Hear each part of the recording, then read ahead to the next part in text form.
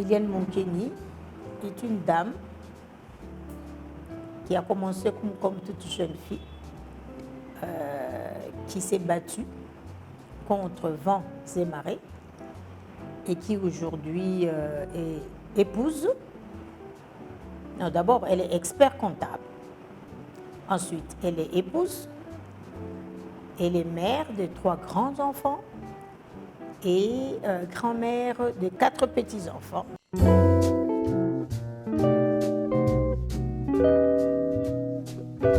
Alors, concernant ma carrière, j'ai commencé les études de comptabilité. J'ai commencé en Belgique. J'ai terminé en Belgique. J'ai fait l'école de commerce et la chambre de commerce belge. Ensuite, je suis revenue au pays. J'ai commencé d'abord à travailler à Zahir Fina. Que tout ce que j'ai fait dans ma vie, c'est la suite logique de ce que je suis devenue aujourd'hui. Franchement, j'ai eu un trajectoire. Je ne suis pas allée à gauche pour revenir. Non, je suis restée sur cette ligne-là. Il y a des moments où je suis restée 1 année, 2 ans, mais je n'ai pas bougé. Et après, c'est vraiment comme on dit, step by step. Ensuite, après ça, j'ai commencé à travailler dans une fiduciaire, comme un cabinet comme moi aujourd'hui. C'est pour devenir expert comptable. Et là, j'ai fait 2 ans. Après 2 ans, de là, on m'a pris comme directeur des comptabilités dans le groupe INECO. Le groupe INECO, c'est le groupe qui appartenait à M. Guy Desmet. Non, Dirk Desmet. En fait, j'ai travaillé avec 2 Desmet. Guy Desmet, c'était à la fiduciaire. Et Dirk Desmet, c'est la concession qui fait UTEX Africa. Et dès là, je suis devenue encore une fois son directeur financier. Et après cela, j'ai travaillé pendant 2 ans comme conseiller du ministre Mpoyo, à l'époque de Kabila, le papa. J'étais en charge de concurrence déloyale, PME et fiscalité. Et donc, c'était vraiment ma spécialité. Et ensuite, je suis revenue dans mon cabinet. Là, j'ai créé mon cabinet ACF que vous voyez aujourd'hui, précisément le 14 février 1992. Donc aujourd'hui, ce cabinet a 28 ans d'âge. Voilà, et à partir de là, j'ai été sollicitée par M. Athanas Matenda, qui est venu m'approcher pour rentrer à la Fédération des entreprises du Congo. Et j'étais méfiante. Comme toute femme, on voyait l'ANESA, la FEC. À l'époque, c'était ANESA. En fait, je commençais ANESA. C'était plutôt une histoire d'hommes riches. Et moi, j'étais un peu timide. Là, je ne me considérais pas riche. Je ne me voyais pas en train d'affronter tous ces grands hommes. En 2013, que le président, quand le président Albert Yuma est devenu président de la FEC, m'a nommée présidente de la Commission nationale des femmes entrepreneurs.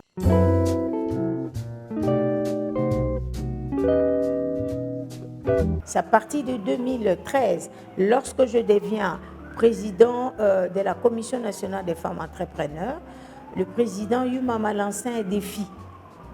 Il m'a dit, je veux que tu pousses, tu mènes plus haut cette commission, encore plus, je veux dire, parce que les autres avaient déjà commencé. J'avais déjà eu de l'expérience par rapport au fait de travailler avec les autres dames. Et donc là, j'ai créé, la première chose, j'ai demandé au président, je veux bien être la présidente nationale, mais je dois faire une tournée nationale. Une tournée nationale pour connaître vraiment le problème de la femme.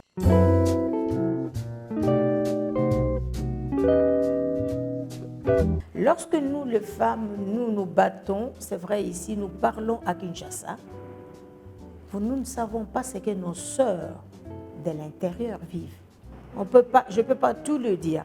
D'abord, premièrement, la malnutrition des enfants, parce que la maman n'a pas d'argent. Deuxième réalité, ces dames sont courageuses. Ces dames n'ont pas d'argent. Elles sont à la merci des hommes, n'est-ce pas? les hommes qui peut être celui de la rue qui peut violer cette dame-là. Ça peut être son mari qui la bat. Ça peut être un frère qui ne veut même pas qu'elle parle pendant des réunions. Après, lorsque nous avons fini les 11 provinces, nous avons collecté les besoins de ces dames. Et c'est ce que je vous ai raconté là, que j'ai vécu. Je parle de Maniema, mais c'est pareil dans toutes les provinces. Les 11 provinces, on a connu les mêmes cas. Et on a établi l'ordre suivant. On commence d'abord par, comme on est venu le voir, on a collecté les besoins.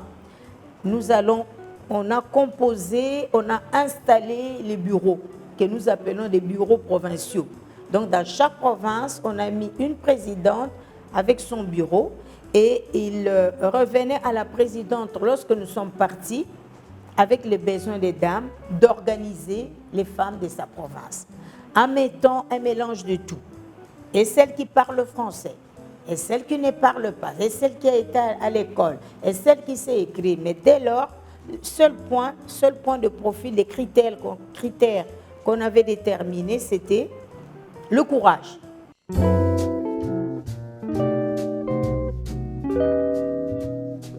Vous savez, on peut naître entrepreneur, jeune fille ou pas. Vous l'avez dans les sangs, mais ça ne suffit pas.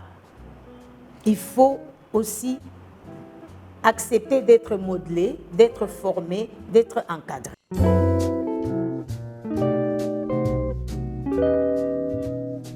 Je peux dire, il y en a eu beaucoup, mais je prendrai deux qui n'est pas, comment dirais-je, différent de ce que connaissent les autres femmes.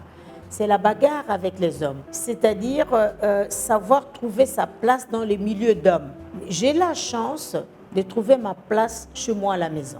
À l'extérieur, partout où j'ai été, c'était très, très difficile pour trouver une place auprès des hommes. Je me dis, de cette difficulté-là, j'ai appris une chose, de ne pas faire la guerre avec les hommes.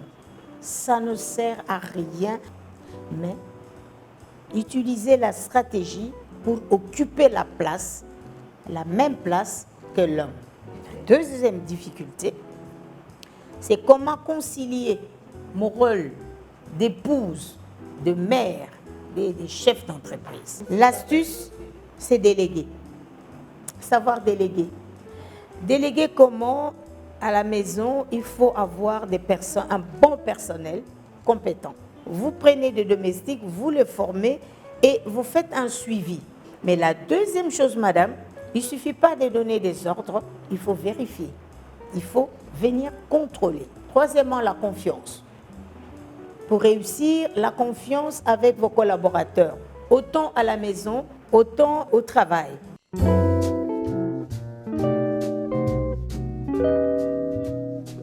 Effectivement, on nous appelle les femmes d'exception et ce n'est pas seulement un groupe composé des femmes entrepreneurs, non. C'est un groupe composé de toutes sortes de femmes, toutes catégories confondues.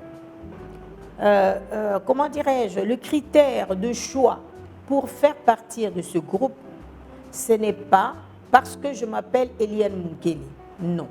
Ce n'est pas parce que j'ai un parcours exceptionnel, non. C'est parce que j'ai posé un acte à caractère social. Parce que j'ai posé un acte qui fait plaisir, qui cadre dans le développement de notre pays. Lequel, c'est que j'ai créé d'abord le programme national des femmes que j'encadre au niveau de la FEC. Il n'y a pas beaucoup qui font cela. National, ça c'est le 1. Les 2, j'ai conçu le programme des marchés des samedis. C'est vrai, vous allez me dire, mais il y a des marchés partout à Kinshasa. La spécificité de ce marché, c'est la possibilité de réunir plusieurs femmes qui viennent présenter leurs produits, femmes entrepreneurs.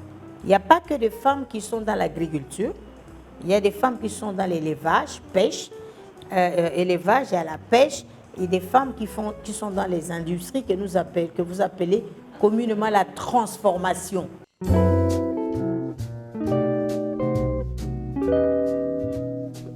Je commence d'abord par le jeune fille, c'est l'avenir de demain. Nous sommes en train d'élever le pied, nous. Nous, on lève le pied. On laissera le Congo à ces jeunes filles. Éduquer une femme, c'est éduquer tout un peuple. J'ai dit aux jeunes filles, la première chose, elles doivent se connaître. Est-ce que chaque jeune fille se connaît? Il y en a qui ne se connaissent pas. Deuxièmement, d'éviter les phénomènes de suivisme. Ne pas suivre parce que mon amie a fait ça, elle a réussi. Non.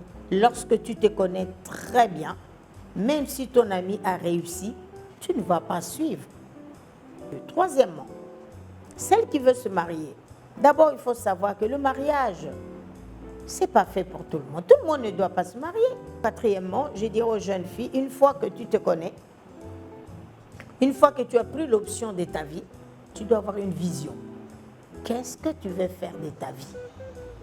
Parce que l'option là, de mariage, dis-toi bien, ça viendra ou ça ne viendra pas. Déjà dans ta tête. Tu dois savoir qu'est-ce que tu dois faire, quelle est ta vision. Je vais devenir entrepreneur, je vais devenir femme travaillant pour le compte de quelqu'un d'autre. Je vais. Cinquièmement, j'ai dit aux jeunes filles, la politique, c'est très bien. Mais il ne faut pas devenir pensionné avant.